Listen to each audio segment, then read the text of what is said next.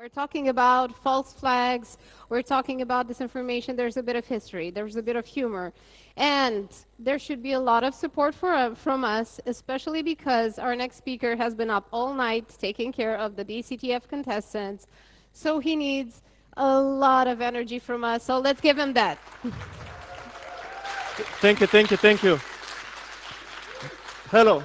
Greetings, everybody. Thank you very much for staying for this final day of our amazing conference, and thank you very much for being here with me for my presentation. I'm going to be talking about, hopefully not going to be running late, and hopefully it's going to be interesting for you. Basically, today we're going to talk about false flags, what's the history of false flags, and where are we now? Where are we standing right now? But in order to understand the present, we need to look back in the past, and we need to see what happened, what people before us did. And of course, it starts from the phrase false flags. And the phrase false flags was actually defined as you can see in the Oxford English Dictionary. But it was defined in the 16th century. Only in the 16th century, this phrase was actually put into the dictionary, which is pretty interesting, because you say, oh, well, it's like 16th century, it should be older, no? And then you actually you can find out that the term flag itself was defined no more than 39 years earlier.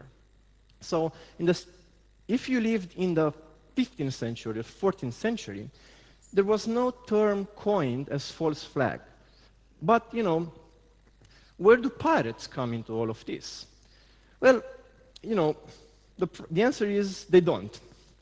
And you shouldn't be disappointed, because the great period of piracy, which was in the 17th century, has a lot of things to teach us.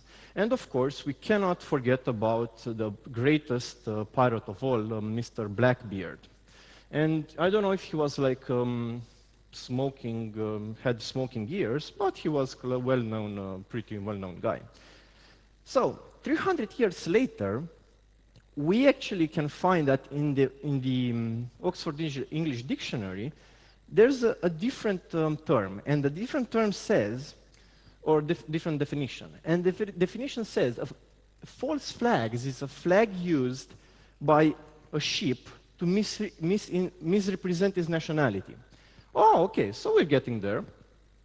It's interesting because if you dig deeper, in 1914, you see that it was allowed for a ship to run a false flag up until before the attack. So you would be like, hey, I'm your friend, I'm getting closer, I'm your friend. Oh, shit, change the flag, now I'm going to attack you. And the others were like, okay, what the heck happened? And it was totally normal. It was totally perfectly okay. So, fine. But, what happened before? Of course, people should have done this before, and they did. If you remember the Great Fire of Rome, which happened in the year 64, there was a great fire, a lot of people died. Then people started saying that the actual emperor back then, the Nero emperor, he actually set the fire himself, and he wanted to torch the city, which is kind of nonsense, why would you want to torch your own city? But, let's go with that. So what did Nero do? He said, oh, fine, let's blame the Christians. And not only did he blame the Christians, but he also threw them to lions, and he threw them in a big, what remained of a Colosseum, because it burnt down. And basically, they got, he kind of killed a lot of Christians, and forcing them to take the blame of the fire. So that was okay, interesting, but let's go a little bit closer to our times. And then let's go into 1939 with Operation Himmler. So these three fine gentlemen here on the right, so this guy in the middle, I can't pronounce his name, I have to write it down on a note, he's Heinrich Himmler, Reinhard Heydrich, and Heinrich Müller. So Heinrich Himmler is the guy in the middle here. And he said, okay, we need to do something in order to have, to be like, kind of, to be allowed to start our aggressions, military aggressions. And we need kind of an scapegoat, or we need like to have a reason to do that. And basically they said, okay, in 1939, on the 29th of August, so 2 days, or 1 day before, so like some days before they actually invaded Poland, some people, some officers from military Nazi officers, they went into this like station here, and it was a broadcasting station, and it was like Gleiwitz. It was Gleiwitz broadcasting station, and the incident is called Gleiwitz incident. And basically, they went dressed as Polish officers. They went there and started broadcasting messages of hate against Nazi Germany. And not only did they do that, but they also did some other actions in order to have a reason for Germany to invade Poland. And little did they know, like some days later, actually Nazi Germany invades Poland, and then they start the Second World War. So historians say that the Operation Himmler was the first act of war, or actually the first act that's actually started the Second World War. Of course, there was a lot of build-up before then, so it wasn't only this one, but they started. What about the Americans? The Americans said, okay, in 1962, in Cuba, there was a revolution around that time. Fidel Castro and Che Guevara, they took control over the country. They ruled out the American puppet that was installed by the Americans.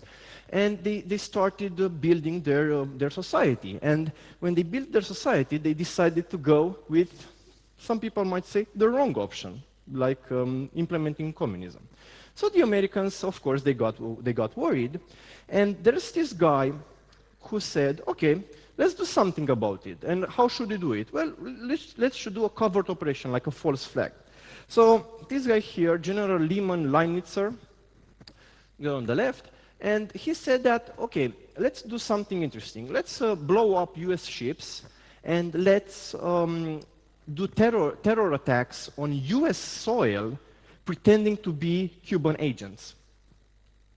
Luckily, the president back then, Kennedy, said no, so he put a stop to all of this. And this was a plan from the Joint Chief of Staff from Department of Defense. So I don't know what would have happened if they actually would have invaded Cuba or did something like a retaliation attack. Because, like Cuban Missile Crisis, like some years later, it didn't go quite well.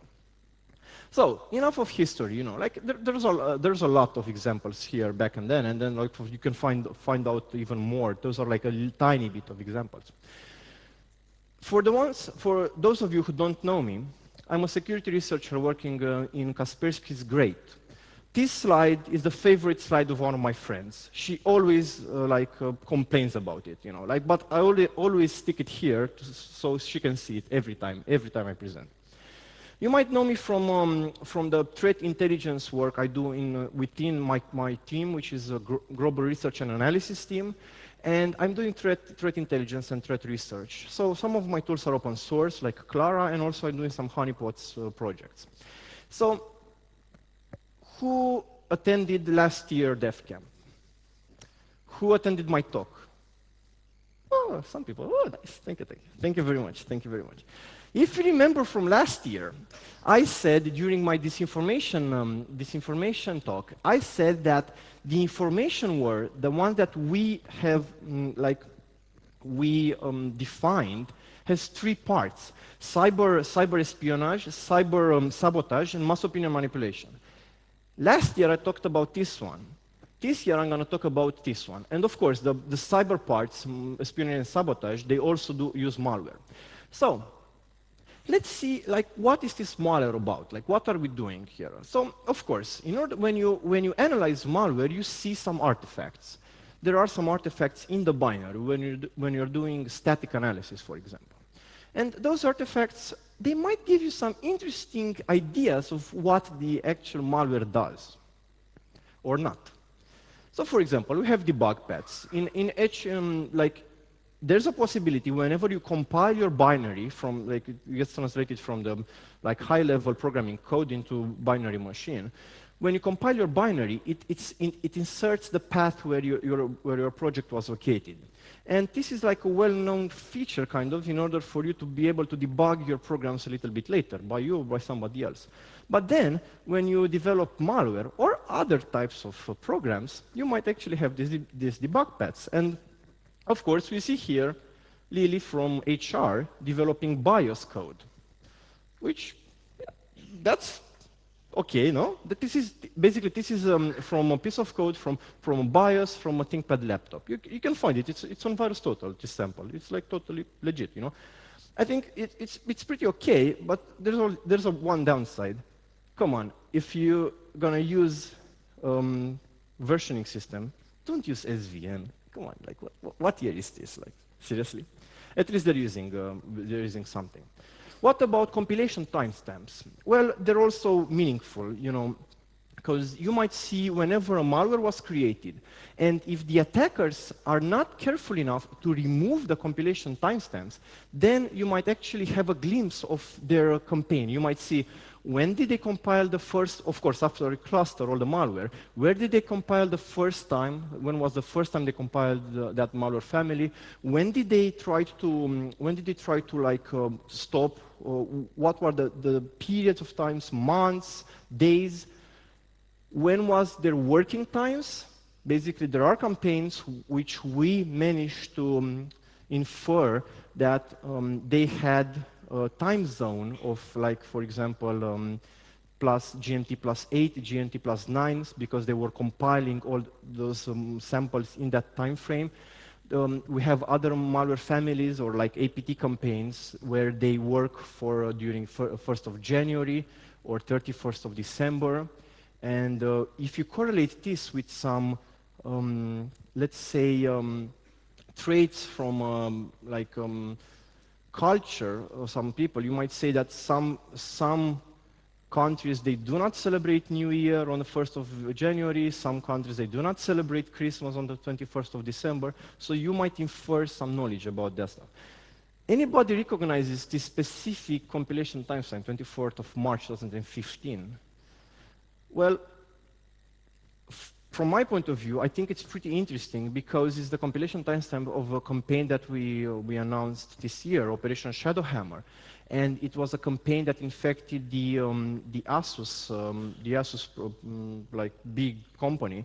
And they managed to get into the network, and they managed to deploy a supply chain attack. And how did they do it? Well, they took a binary which was legitimately created by Asus, they implanted their malware, and then they pushed it on their production server. So they compromised their build environment, their build servers. But the sample that they pushed on the production server, which was signed by Asus, it had this compilation timestamp here. And it's interesting because the original sample had the same compilation timestamp. So the question is, were they in their network in 2015? Did they change it? Because it's trivial to change the compilation timestamp. Who knows? Of course, strings are easy to detect. Like this is a Cloud Atlas sample. They have like they were some encrypted with XOR. I would say obfuscated, and basically after the obfuscation, you can clearly see the samples, the CNC server, and like some commands they're doing here. So those things are in the sample. Now it's get a little bit interesting, because you might say, okay, let's use code. Let's say if an attacker reuses the same code. So an attacker might say, oh, I have this debug function, or I have this module of communication module, and they have like a lot of samples. They don't want, it's like it's not feasible to rewrite your own communication module all the time. So what do? You actually take the same pieces of code, and then you add it in other projects. So basically you have like multiple samples which reuse the same code. If you have capabilities of actually detecting what other samples are, if the other samples are reusing some parts of the code, you can correlate and you can infer some information about it. But what about reuse of 0 days? 0 day, 0.1, 1 day exploits, whatever. You name them. Well, it's the same. And it's actually interesting because nowadays, with a lot of zero-day brokers, you see a zero-day vulnerability being exploited by either multiple APT actors or like in different parts of sectors. And this, like, you know, you might say, are they the same actor, or do they have like the same, they bought the same zero-day vulnerability, or like who's leaking those vulnerabilities, or like what's happening? You might have a correlation, or you might not have a correlation. Okay, so this is like a short introduction of how do we do research with malware. And I'm pretty sure you might know about it, so I'm confident it was okay. Let's see like what happened, like how do we put these things in practice. Of course, a very important paper that I also took inspiration from when I'm gonna like present you some of the cases is this one, like deception tactics and modding attribution. It was written and presented at Virus Bulletin by two good friends of mine, Juan and Brian Bartolomeo. And those two good friends of mine, usually they look like this when they work. And when they presented, they had like a history of false flags attacks that happened up to 2016. So what I'm doing now, like I'm going to present some of the parts that they mentioned, and I also am going to add some new stuff that happened after their publication, based on our research from Kaspersky. So Cloud Atlas, 2014. Cloud Atlas, everything here is public. You can research, you can find information, and of course, when it's not public, I'm going to mention. Cloud Atlas was like an APT actor trying to, like targeting diplomatic entities, and the idea was that when we found out, we also knew about Red October, which happened in 2012. And when we saw some of the phishing emails, some of the spear phishing websites, but what about mostly phishing emails? When we saw them, they had like a very, very, very, very good resemblance of what Red October did. And they were basically using the same methods, the same types of phishing emails as Red October. And that was like pretty weird, you know, like what the heck. Then we dug deeper and we found out that they were communicating with South Korea. And we were like, seriously? Is this like an actor from South Korea, like South Korean speaking actor? It turns out they actually infected routers in people's houses, and they were using those routers to proxy connections. So basically, they were like mimicking to be located in South Korea. That was pretty cool. Also, there are some strings in Arabic, in Hindi, also God Save the Queen and John Clark. Strings that they put in malware to like appear to speak English, I guess, or to be like appear British, I don't know. Okay, Wild Neutron, 2013. Wild Neutron had like, again, like it's an APT campaign, but it had two interesting strings. It had the string La Revedere, which is like weird from my point of view because it's in Romanian, clearly. Or it also had like the Russian string Uspeshno, which means like completed. Like, is this correct? Like any Russians here? Successful, yes, successful, thank you. So it had those strings, and you might say, okay, so those guys who are using Wild Neutron, they're Romanian, no? Like, well, no, they weren't. In order to trick researchers, they set up a lot of MLM schemes. They tried to, like, they had like 10 companies, like front companies, front websites. They were doing a lot of stuff. They had like a Bitcoin scamming scheme going on. They were pretty, you know, they wanted to like hide in the water, you know. Tiger Milk. Tiger Milk was not so well-known APT campaign, also targeting governmental entities. But what's interesting is that they signed their malware using the Stuxnet certificate.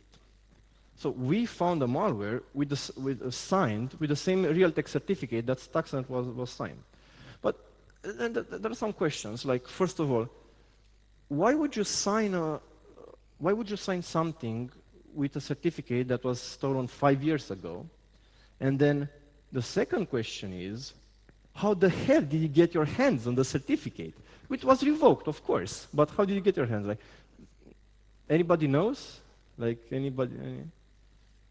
So, okay, there's no Tiger Milk developers in this crowd. That's pretty cool.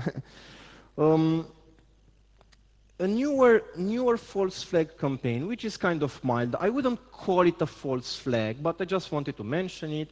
You know, some banks in Latin America and also in other parts of the world, they got this message, and basically they were saying, "We are fancy, but we have chosen the bank name to target our next DDoS attack." They were actually doing DDoS attacks. They were doing like a DDoS attack for 0.5 gigabits for 30 minutes, and then when then they were like giving the bank 1 day, and then they would start a DDoS attack with 1 gigabit, 10 gigabits, and so on.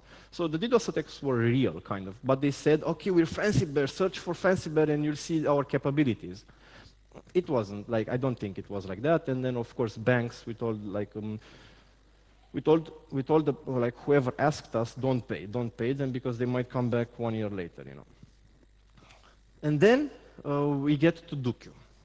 Dukyu 2.0, you might have heard about Dukyu 2.0, Stuxnet, Flame, the entire family, the tilted family. Yeah. So basically, if you don't know about them, go read them up. There's like a lot of information about Dukyu. This campaign was highly active in 2015, and it's, at least for me, it's very interesting because it was used to infect Kaspersky. So they infected our company and they stayed in our network. What's interesting about that one is that they had 2 strings, which were like pretty interesting. They had like the Romanian Anti-Hacker string, and they had Ugly Gorilla. Anybody knows what Ugly Gorilla refers to?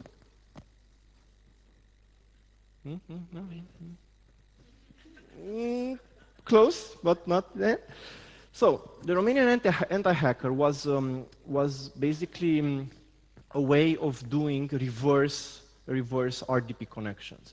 Of course, we don't, like in our network, there was no possibility from the internet to actually access the servers from inside because of firewalls.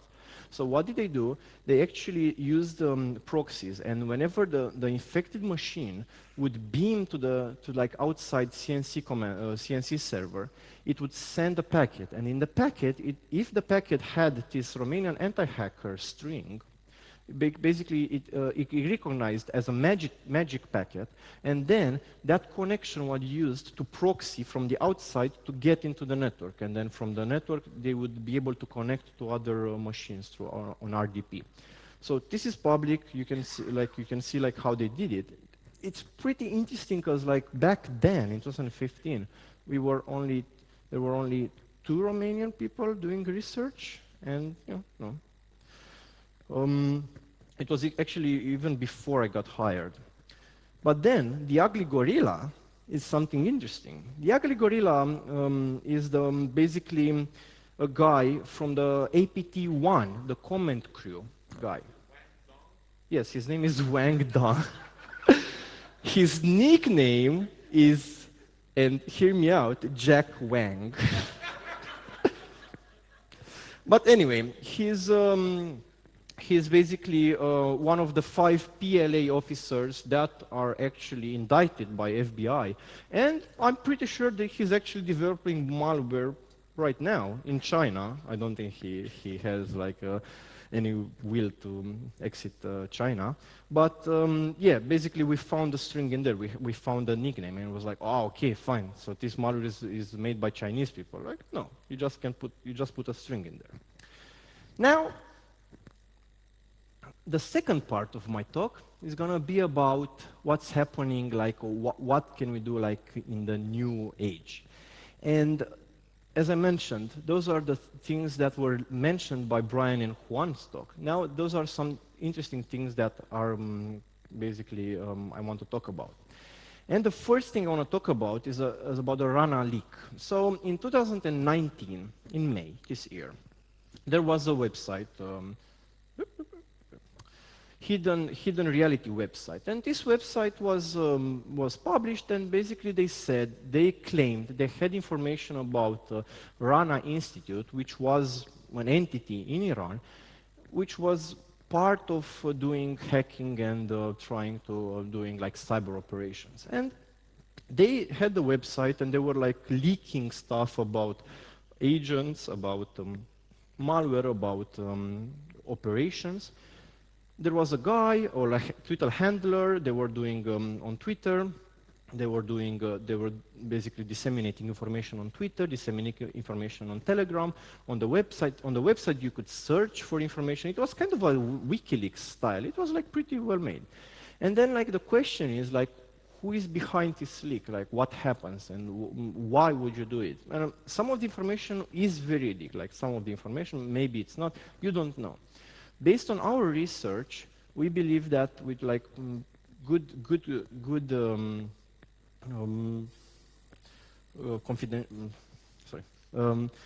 like good measurement that they are connected to with the Sophacy. We suspect that they might be connected with the Sophacy gang, and this is based on some domains they used and they did a mistake and they forgot to do something. So basically, it's in our private report we talk more about why we suspect this connection. Then we have like Dark Hotel, which happened last month, or we wrote about the report last month. The Dark Hotel campaign, which was pretty well known, but it resurfaced with a new wave of attacks. Basically, spear phishing, but it was like highly profiled spear phishing. And then like they had like a multi-stage infection, and they also had like a rat malware in it, basically after the infection in order to control the victim's computer. So this was pretty cool. But then what we found out, it's not much, but we did find some interesting stuff. So basically we found like a North Korean user agent. So basically whenever they were using, their malware was connecting to the CNC computer, like servers, they used the KP country code, and then basically you might say like they copied, pasted, and they forgot to change it or something. And also they used the Chronima font, which is used mostly by North Koreans, so people in North Korea. I haven't seen anybody or like any malware or like anything, no malware, sorry, anybody using the Chronima font outside from North Korea. So you might say, is this like North Korean malware? Well, the question is like, most probably not, but they just implemented these false flags in order to try to lure like researchers to think to like do the wrong attribution. And last but not the least, the most important one from my point of view happened in February, Olympic Destroyer. So again, this is public information, like this, oops, this is not something that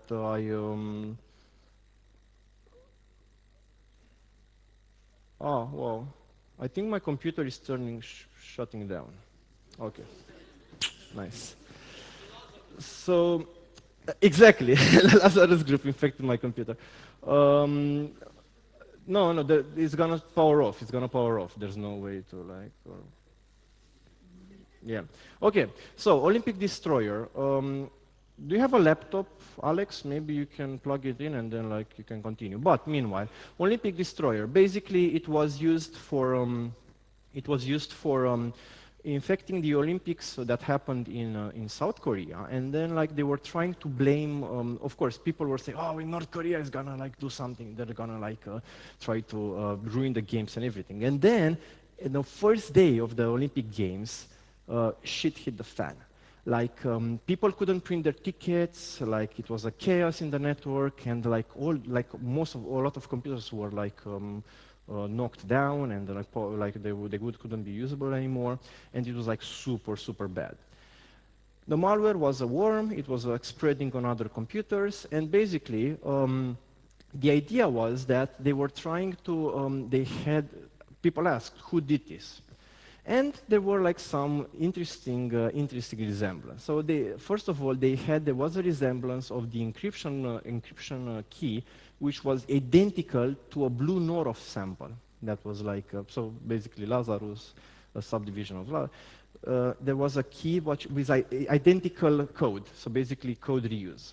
Then, upon everybody said, some people said, "Oh my God, this is it! Like we found the link, it's definitely these guys." And then we analyzed the PE format, the rich headers. And in the rich headers, we noticed that the rich headers were identical with another sample that we found out earlier. So basically what, another Blue North sample. So basically what the attackers did, they copied the rich sample from another, the rich P metadata from another sample, they added into their own malware. Furthermore, we noticed that there were inconsistencies from what they did and actually what they were trying to show. So there was like a minor inconsistency. And this is what, wow, nice, we have it back, thank you. So we should look it further. If I can change my clicker, please. Also, it's perfect, perfect. So it's in the rich header, and basically those headers were identical, but they shouldn't be identical unless compiled on the same computer. So this was from the Olympic destroyer. This was from another malware. Then we actually we posted this one in March, and we said, okay, there's a problem with the rich header, and this is what we did. And then later, in the summer, we actually attributed the attack on the Olympic destroyer to Hades, which is one of the Russian-speaking APTs. So, you know, what's going to happen? Like, like, the problem is with attribution is that it's very tricky, and we live in a time where it's very easy to attribute, like to do geopolitical attribution and to try to change people's opinion. From my point of view, there are 3 rules of the attribution club. The first rule is don't do attribution. Like, don't do it. Like, research your malware, analyze it, see what it does. You get more meaningful information versus like who did it, like who was it. Like, it can be anybody. Like, you found a malware, like fix your problem. If you have to do it, if you do have to do attribution, be very careful what you attribute to. Because it's like you can have false flags, you can have mistakes, you can have an agenda that you might want to push. And the problem is if you do it in a wrong way, you might actually have, oh my God, consequences. And some of those consequences can actually be deadly. And the reason I'm saying this one is because of something that happened in autumn or summer. Can you click next? Thank you. So you might remember this tweet from the Israel Defense Forces. And basically they managed to find out like basically a place where some Hamas were doing some cyber attacks, and they went like, pew, pew, they nuked the place. I'm actually impressed they didn't nuke this building as well. So they were like, I'm actually more impressed they tweeted about it. But they said, okay, we found those guys. They were doing some hacking against Israel. We know for sure they did it. Like, let's nuke them. What if they didn't? I'm not contesting this tweet. I'm pretty sure they have their reasons. But let's think in a like hypothetical way. You know, like, what if somebody hacks another like fourth-party collection, which is a topic again Juan and my manager Kostin Raju talked about it. Like, what if somebody hacks an attacker and then they start deploying attacks from their like the victims, the third attacker, that basically somebody hacks an attacker who hacks somebody, and then basically they launch the attacks on behalf of the first attacker, and then you do the attribution in the wrong way. And that's the problem of nowadays cyber security ecosystem, I would say, because it's okay to have detection, it's okay to have rules, but you need to have more. It's not enough just to have like, okay, I want to do detection, I want to do stuff, and it's enough. Sorry. Now we are moving towards the next step, and the next step is to try to find out similarity samples. I wouldn't call it attribution per se, I would say similarity, like similarity engines. And it's not only like, for example, we are doing something, but also like Intezer is also a company doing the similarity stuff. And watch out for companies who are doing similarity stuff because it's super, you can get like super meaningful information. And I'll give you an example. Let's say you have this like a command and control server and you analyze the server part and then there's like an encryption algorithm. You can apply the code similarity to the encryption algorithm and then you can find the client samples implementing the same encryption algorithm, no matter what it is. So it's very powerful to do this kind of research and then you can find new cluster of samples of new clusters of attacks. I just want to show you something that I use every day and you might want to use it. It's called the Threat Intelligence Portal, which is free to use, like just if you want to use it. And it's something, a place where I also use it to do like similarity and to do threat intelligence research. Oops, sorry. With this being said, and like with this page not showing up, this is it. Try it out. See what if you like it. It's like free to use. Like use it if you want to. It's like kind of like VirusTotal. Kind of like VirusTotal. It basically shows you what telemetry we have for these specific campaigns on samples and malware or whatever. So with this being said, thank you very much for being with me and sorry for the technical inconvenience.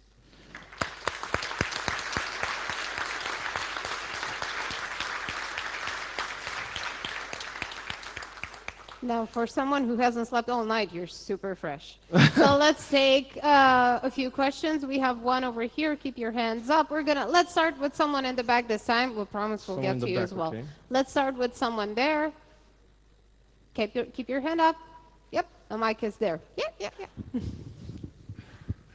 Hi. So on the topic of attribution, I know FireEye have been doing it for a long time, and what FireEye have been doing is hackback as well. What's your opinion on hackback?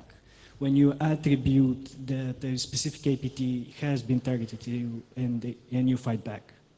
So FireEye is a really good company and they do some awesome research. And I trust their judgment on attribution. Though I think that hackback should not be used.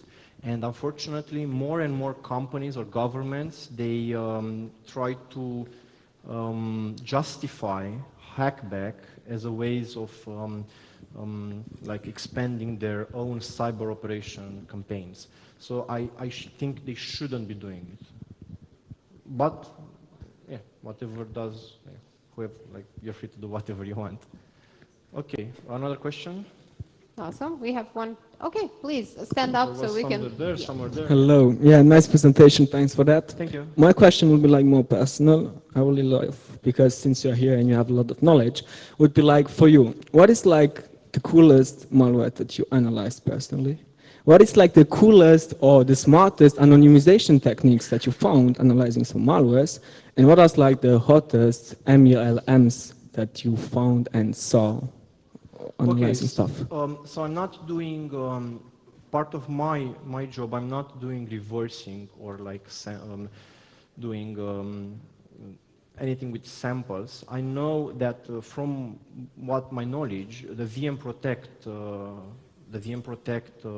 package is the most complete and the most advanced package to like protect your samples. Okay. But I don't know any other techniques. Then you asked about the emulators. No, anonymization techniques. What's like the coolest anonymization techniques that you found personally or heard about it? What do you mean anonymization when you say like? Someone is attacking someone and they don't want to be caught handily. So how they do it to make it like personally look cool but also make the job? So yeah, I mean, okay, I understand your question. Well, the first thing is you hack like somebody else's servers and then you proxy to their through their servers. Standard, yes. That's the first thing you do. There was another example where, of course, you plant false flags, a lot of false flags in order to trick the researchers. So let me tell you another story of false flags. I don't know the APT actor or like who was doing that, but I think it was Sophacy. I think if I remember correctly. Basically, they were like having a C2 server, and they noticed that the researchers or people were fetching samples. So basically, they noticed people were probing them. They also knew that the IR team on the SOC center, they would clean the infection. So what did they do? They started giving out, from that day onward, they started giving out a different sample from a different like malware. Let's say they were like, I don't know, Russian-speaking APT, and they delivered the Chinese-speaking sample. And then the entire SOC team, they spent all their like days and night analyzing the Chinese sample, which it wasn't even related to the campaign. Okay. That's also like something that I think it's good. Awesome. And last one, really tricky, was like the money laundering techniques, please. Sorry, what? Money laundering techniques. The hottest one in the latest time. Am I being like on a quiz here? I'm sorry. Let's discuss it off topic afterwards. Cool. Cool.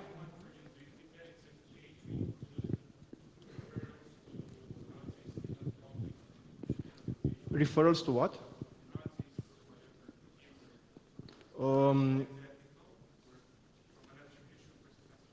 From my point of view, I'm not discussing their allegiance or anything. I'm just discussing facts. It's more about like, are we allowed to discuss about history? Can we like, this is what they were in 1939. I mean, it's history. Like, I'm not encouraging anything. This is basically history. This is what happened. Like, that was the guy's name. Okay, next question. Hey Dan, thanks for the presentation. My question is a bit long. Sure. So, in terms of attribution, we now have attribution being given in public advisories, for example, from US CERT, which is linked to the DHS, Department of Homeland Security. Do you think that's problematic? Do you think, given that attribution is hard to do, it shouldn't be made public in advisories and advisory notes and things like that because people might act on it and draw the wrong conclusion?